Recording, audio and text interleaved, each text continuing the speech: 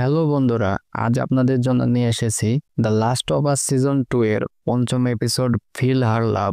আর প্রথম 4টি এপিসোডের লিংক ডিসক্রিপশন বক্সে পেয়ে যাবেন। পঞ্চম এপিসোড শুরু হয় হন্ডুরাস সিয়াটলের এক হাসপাতালে সার্জেন্ট এলিস পার্কের সাথে জিজ্ঞাসাবাদ করতে গিয়েছিল। সম্প্রতি কোনো ঘটনার কারণে এলিস তার কিছু সঙ্গীদের মেরে হাসপাতালের বেসমেন্টে যাওয়ার সব পথ সিল করে দিয়েছিল।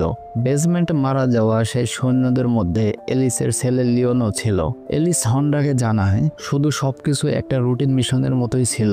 লিওন কিছু সৈন্য নিয়ে হাসপাতালের বেসমেন্টে লেভেল B1, B2 আর B3 ক্লিয়ার করতে গিয়েছিল, মানে ইনফেক্টেডদের থেকে ক্লিয়ার করতে। সম্ভবত এখান থেকেই কর্ডিসেপস আউটব্রেক শুরু হয়েছিল। এককভাবে বলতে গেলে এই হাসপাতালের বেসমেন্টটাই ভাইরাস ব্রেকআউটের গ্রাউন্ড জিরো। লিওনের টিম B1 ফ্লোরে কিছু পায়নি, কিন্তু B2 থেকে ওদের চোখে পড়ে DLR ফ্লোরে কর্ডিসেপস ফাঙ্গাস। কিছুক্ষণ পর লিওন এলিসকে কন্ট্যাক্ট করে জানায় কর্ডিসেপস ভাইরাস বেসমেন্টের বাতাসে আছে, আর সেই বাতাসে ছড়ানো পার্টিকেলস থেকেই পুরো টিম ইনফেক্টেড হয়ে গেছে। তখন লিওনের কথায় এলিস কষ্ট করে নিজের আবেগ নিয়ন্ত্রণ করে লিওন সহ বাকি সৈন্যদের বেসমেন্ট সিল করে দেয়। এই এয়ারবোর্ন কর্ডিসেপস পার্টিকেলস গেমে খুবই কমন ছিল, কিন্তু শোতে নতুনভাবে ইন্ট্রোডিউস হয়েছে, কারণ ভাইরাসটা এয়ারবোর্ন হলে সেটা আরো ভয়ঙ্কর হয়ে ওঠে। এলিসের ব্রিফিং শুনে হন্ডা ডিসাইড করে আপাতত এই তথ্য শুধু সিনিয়র লিডারদের মধ্যেই সীমাবদ্ধ থাকবে। এখনোই পুরো হাসপাতাল সিল করার ঝুঁকি নেওয়া যাবে না, কারণ এখানে অনেক রিসোর্স আছে। তাই ভালো হবে যদি এয়ারবোর্ন ভাইরাসের বিষয়টা গুটি কয়েক লোকের মধ্যেই সীমাবদ্ধ থাকে। এতটুকু বললে হন্ডা চলে যায়। অন্যদিকে ডিনা আর এলি অডিটোরিয়ামে বসে নুরার কাছে পৌঁছানোর নিরাপদ রুট খুঁজছিল। ওরা জানতো নুরা এই হাসপাতালে আছে, কিন্তু পেট্রোল থেকে বাঁচতে বাঁচতে ওখানে পৌঁছানো এত সহজ ছিল না। তখন ডিনার চোখ পড়ে পেট্রোলিং এর কারণে কেউ এই বড় বিল্ডিংটাই খেয়াল করে না। ইঙ্গিত করে সম্ভবত এই বিল্ডিং এ অনেক ইনফেক্টেড আছে, কিন্তু এই বিল্ডিং এর ভেতর দিয়ে ওরা সহজেই WLF সৈন্যদের বাইপাস করে হাসপাতালে ঢুকে পড়ে। WLF-রা খোলাখুলি রেডিওতে নিজেদের পজিশন লিক করছিল, কারণ ওরা জানতো সারাভাইটরা মডার্ন টেক ব্যবহার করে না। কিন্তু ওদের এই অতিরিক্ত আত্মবিশ্বাসের কারণেই এলি আর ডিনা সহজেই ওদের বিপক্ষে প্ল্যান করে নেয়। যদি এখনই বের হয় তবে রাত হওয়ার আগেই ওই পরিত্যক্ত বিল্ডিং এর পাশে পৌঁছে যাবে। পথে ওদের কিছু সারাফাইডের মৃতদেহ দেখতে হয়। এটা দেখে এলির মনে দ্বিধা আসে। এই অবস্থায় ডিনাকে বিপদে ফেলা কি ঠিক হবে? এর উত্তরে ডিনা এলিকে নিজের ব্যাক স্টোরি শোনায়। যখন ডিনা 8 বছর ছিল, এক রেইডার তার পুরো পরিবারকে মেরে ফেলেছিল। কপাল ভালো সেদিন ডিনা বাইরে গিয়েছিল, আর সে ফিরে এসে সে খুনিকে হাতে নাতে ধরে ফেলে।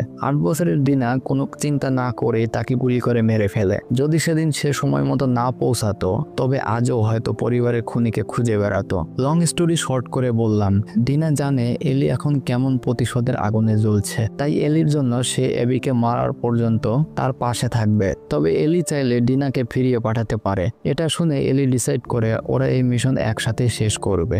WLF থেকে বাঁচতে বাঁচতে রাত হতেই ওরা কোনোভাবে বিল্ডিং এ ঢুকে পড়ে, কিন্তু অবাক করার মতো ভাবে ভিতরের পরিবেশ প্রয়োজনের চেয়ে অনেক বেশি শান্ত ছিল। তখনই ওদের চোখ পড়ে এক স্টকারের উপর, সেই চালাক ইনফেক্টেড যারা প্ল্যান করে শিকার আক্রমণ করে। প্রথমে ওদের মনে হয় এখানে হয়তো অনেক স্টকার আছে, কিন্তু ওরা বুঝে যায় পুরো বিল্ডিংটাই স্টকারের ভরা। এলির কথায় ডিনা নিজেকে এক খাঁচায় গিয়ে লক করে। প্ল্যান ছিল ইমিউন হওয়ার কারণে এলি একে একে সব স্টকারদের মেরে ফেলবে, কিন্তু স্টকার এক ধাপ এগিয়ে ছিল। অর্ধেক স্টকার এলির উপর হামলা করে, বাকিরা ডিনার খাঁচা ভাঙতে থাকে। দেখে মনে হচ্ছিল ওরা আর বাঁচবে না। তখন হঠাৎ করে জয়েলের মতো দেখতে এক ছায়া এসে সব স্টকারকে মেরে ফেলে। তাড়াতাড়ি বোঝা গেল এই লোকটা জেসি। অডিটোরিয়ামে পাওয়া ম্যাপের সাহায্যে ওদের অনুসরণ করে সে এখানে পৌঁছেছে।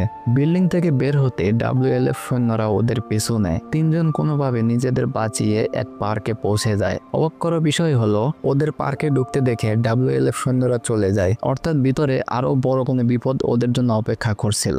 তখন জেসি জানায় সে আর টমি ওদের জ্যাকসনে ফিরিয়ে নিয়ে যেতে এসেছে। টমি থিয়েটারে অপেক্ষা করছে, কিন্তু এলি এবিকে না মেরে কোথাও যাবে না। হঠাৎ করে ওরা একটা সিটি বাজানোর আওয়াজ শুনতে পায়। বুঝে যায় এই পার্ক আসলে সারাফাইটদের ঘাঁটি। সারাফাইটরা WLF এর সদস্যকে শুলে ঝুলিয়ে নির্মমভাবে হত্যা করছিল। 3 জন ঝোপে লুকিয়ে সেই বলি হতে দেখা লোকটিকে দেখছিল। তখন এই সারাফাইটার ওদের দেখে ফেলে। সারাফাইটদের হামলায় এক তীর সোজা ডিনার পায়ে গেঁথে যায়। এলি জেসিকে বলে সে যেন ডিনাকে নিয়ে দ্রুত দ্রুত টমির কাছে যায়। এলি অন্যদিকে দৌড়ে সারাফাইটদের মনোযোগ সরাবে। ওদের প্ল্যান সফল হয়। এলি পার্ক থেকে বের হয়ে একটি হোল দিয়ে সিয়াটল হাসপাতালের ভেতরে ঢুকে পড়ে। হাসপাতালে নোরা এক পেশেন্টকে চিকিৎসা করে স্টোরেজ রুমে চলে যায়, যেখানে তার মুখোমুখি হয় এলির সঙ্গে। এলি পিস্তল তাক করে নোরার থেকে এবির লোকেশন জানতে চায়। এলিকে দেখেই নোরা তাকে চিনে ফেলে, বলল ইচ্ছে ছিল ওই দিনই জোয়েলের সঙ্গে তাকেও মেরে ফেলতো। নোরার কথায় বোঝা যাচ্ছিল জোয়েলের মৃত্যু নিয়ে তার কোনো অপরাধ বোধ নেই। তারপর নোরা এলির ওপর কেমিক্যাল ছুড়ে পালিয়ে যায়। এলিও তার পিছু নেয়। পালানোর কোনো পথ না থাকায় নোরা লিফট শেপ দিয়ে লাফ দিয়ে বেসমেন্ট 2-তে চলে যায়। এলিও WLF গুলির হাত থেকে বাঁচতে বেসমেন্টের নামে। B2 ফ্লোর খুঁজতে খুঁজতে এলিও বুঝে যায় বাতাসে ভাসমান এই পার্টিকলসে কর্ডিসেপস ইনফেকশন। কর্ডিসেপস আর শিকারের ফুসফুস হ্যাক করে তাদের ভাইরাস ছড়ানোর যন্ত্রে পরিণত করে দিচ্ছিল, যাদের মধ্যে এলিসের ছেলে লিওনও ছিল। একটু এগোতেই এলি দেখতে পায় নোরা সংক্রমিত হয়ে কোণে পড়ে কাশছে। এলিকে শান্তভাবে হাঁটতে দেখে নোরা বুঝে যায় সেই হিউমার একদম ঠিক ছিল।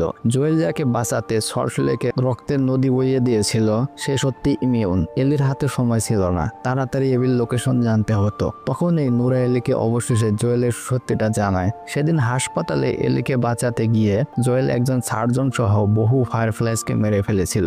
সেই একমাত্র সার্জন যে এলির সাহায্যে ভাইরাসের কিউর বানাতে পারত এবির বাবা ছিল। তার প্রতিশোধ নিতেই এবি জুয়েলকে মেরে ফেলেছিল। এলি কোনো প্রতিক্রিয়া না দেখিয়ে মিথ্যে বলে সে সব জানে। এখন চুপ করে এবির অবস্থান বল। কিন্তু নোরা এক চুলও লড়ে না। তখন এলি পাশে থাকা একটা পাইপ তুলে নোরাকে টর্চার করতে থাকে, ঠিক যেভাবে এবি জুয়েলকে করেছিল।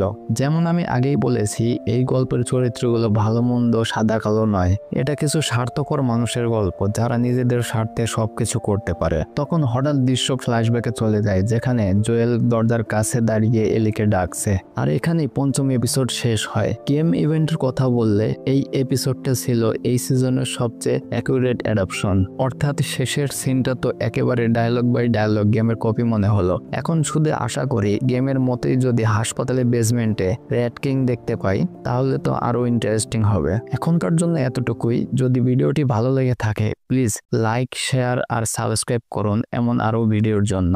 আমি এরকম আরো ভিডিও বানিয়েছি যেগুলোর লিংক আপনি ডিসক্রিপশন বক্সে পেয়ে যাবেন। ধন্যবাদ, ভালো থাকবেন এবং সুস্থ থাকবেন।